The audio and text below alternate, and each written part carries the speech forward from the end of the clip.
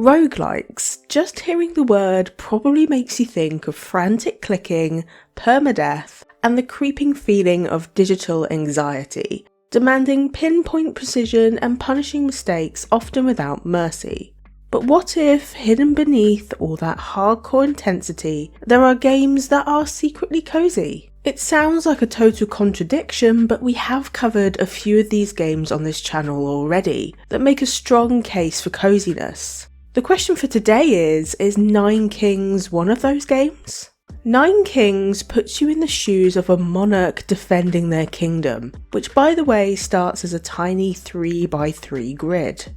It's a fast-paced kingdom builder that blends roguelike progression, strategic deck building, and the kind of hands-off frenzy you get with auto-battlers. Each turn you play a card, maybe a building or a unit or a powerful spell, and then you face an attack from one of the several rival kings. Survive and you get to expand, adapt, and hopefully get stronger. Lose 3 rounds though, and it's game over, right back to the beginning. Now on paper this definitely sounds like a lot of pressure. It's pretty easy to see how this mix of mechanics could be seen as anything but cozy on the surface. But let's dig deeper and see what lies beneath.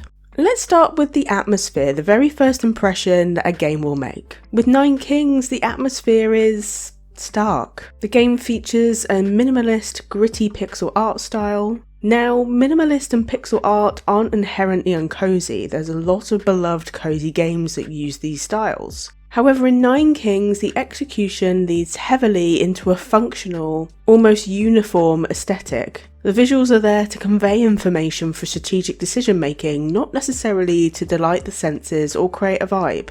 The music can be described as moody and cohesive. It really just adds to an overall sense of strategic tension rather than a cozy feeling. It's the kind of soundtrack that keeps you on edge, anticipating the next wave of attacks and the next critical decision. And then there's the main themes of the game, which are around war, domination, and some descriptions even suggest breaking the game. It's about surviving sieges, outmaneuvering rival kings, and building an efficient war machine on a tiny grid-based map that quickly expands. The game actively encourages players to take advantage of chaotic combos and powerful perks to become overpowered. While becoming overpowered can be fun, the context here is one of constant conflict, not the warm safety feeling you might be ideally seeking from a cozy game. So it's a 0 out of 2 for atmosphere. I didn't feel warm and fuzzy, I just felt like I needed a helmet and a battle plan. So how much control do you truly wield in Nine Kings? The deck building component offers amazing strategic depth, allowing you to craft your arsenal. The game starts you on a small 3x3 grid which gradually expands, easing you into the spatial puzzle and strategic placement of the game. Setting up your defences can be incredibly satisfying, and you can influence the battles by aiming your castle's projectiles. This places a tangible sense of control over your kingdom's fate. However, the auto-battler element presents a fascinating paradox for player agency in this game. Once the units are placed and the enemy wave begins, you lose most of your direct control. You're left to watch, sometimes helplessly, as your strategies unfold. Nine Kings describes itself as a kingdom builder, and with that comes some expectation that there's room to design a kingdom or choose how it develops. The reality of player agency in Nine Kings is, to put it mildly, constrained and highly reactive, especially when viewed through a cozy lens. Your limited choices are almost entirely dictated by the relentless pressure of survival and often the random nature of the game's systems. The core gameplay loop involves playing a card and then immediately being attacked by an enemy king and their army. Your agency is less about creative expression and more about desperate optimization within very tight constraints. So it's a 1 out of 2 for sense of agency. You can plan carefully and then watch it all go sideways in real time. So this leads us on to progression. In a cozy game, progression is meaningful. It isn't necessarily about pace, but the sense you're moving forward in a satisfying and meaningful way. My hope for Nine Kings was a progression system that mirrored this. Perhaps I gradually unlock new mechanics or expand my kingdom's borders in a meaningful way. The reality of progression in Nine Kings, however, is a brutal cycle of fleeting success and punishing restarts. It's pretty clear progression is primarily measured by how far you can survive against increasingly difficult waves of enemies. Within your carefully constructed, albeit tiny kingdom, your upgraded units vanish after each run, and it doesn't really feel like a satisfying ending, or like the time taken to build the kingdom actually mattered or meant something in the end. Unlocking new kings does give you something to aim for, but as you can choose any card from any king at any point to tailor your experience, it reduces the excitement around unlocking a new king to play, as the next run really just feels the same but things look a little bit different. It is worth noting that the game is in early access currently, and the developers are actively updating the game. So perhaps with new content, achievements, and quality of life improvements, there may be a better sense of progression that feels rewarding. This hope is also based on the fact that currently only one mode is unlocked, with challenge and ranked modes still not available. But for now, if you're looking for that warm feeling of continuously building something lasting and meaningful within each play session, 9 Kings will likely be disappointing for you. So it's a 0 out of 2 for meaningful progression. Sure, you unlock new kings, but they just bring the same problems, only in a different colour.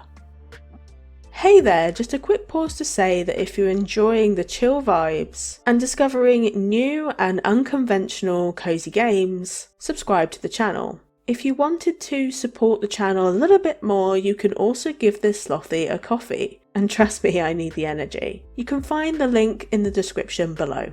And now, back to the video.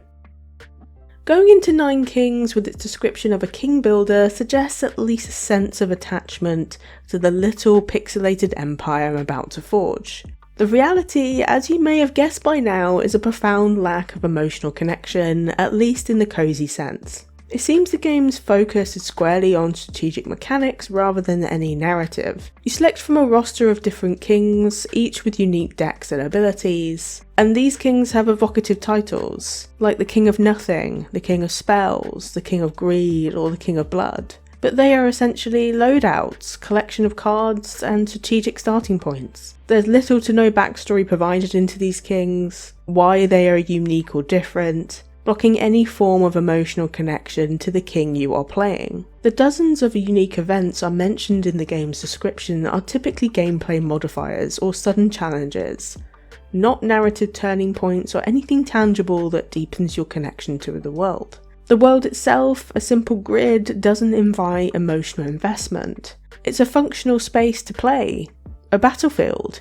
You don't feel a sense of ownership over a thriving land, but more a desperate need to defend a small, precarious foothold. This detachment is a stark contrast to cozy games, so it's a 0 out of 2 for emotional connection. There's no story, there's no heart, just me and some imps to throw at people. One aspect often highlighted in 9 Kings reviews is its high replayability. And from a pure gameplay perspective, this is a significant strength. Many players love the endless tinkering and the challenge of adapting to new circumstances with each playthrough. 9 Kings strongly encourages engagement through experimentation.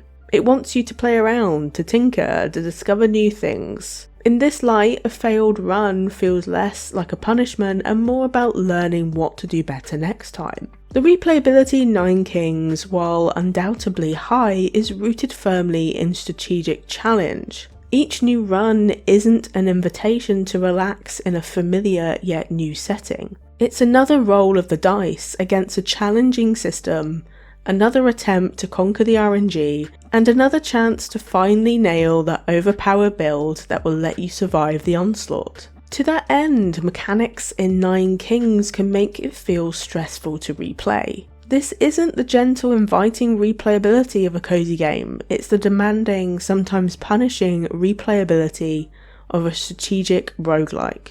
And I guess this is where the two genres can feel worlds apart. For the two to fit together, the gameplay loop of a roguelike needs to balance meaningful unlocks and progression that feels personal, in a way that builds familiarity over time and that sense of completion or achievement once you've finished a run. For 9 Kings, this doesn't seem to be well balanced at present. So it's a 1 out of 2 for replayability. Every run is a new experience of being overwhelmed in a slightly different way. So after looking into the strategic layers and potential frustrations of Nine Kings, we come back to our main question. Is it cozy? The answer is ultimately no. Nine Kings scores a 2 out of 10, putting it in our forget it category. The 2 out of 10 score is not a reflection of the overall quality of the game for its intended genre.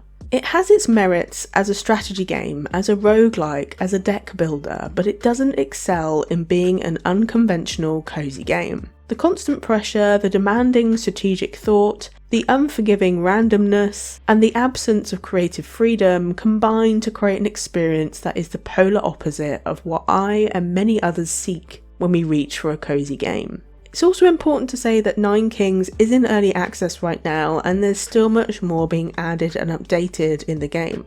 Perhaps in the future there may be more reason to play Nine Kings as a cozy game. Whilst I truly believe that any game can be cozy as it depends on the player, not the game, if you're seeking to unwind after a long day, I wouldn't recommend Nine Kings. So what are your thoughts? Did I misjudge Nine Kings entirely from a cozy perspective, or have you had similar thoughts about this game as well? Let me know in the comments down below. And as always, thank you so much for watching today, and I'll see you in the next one. Take care.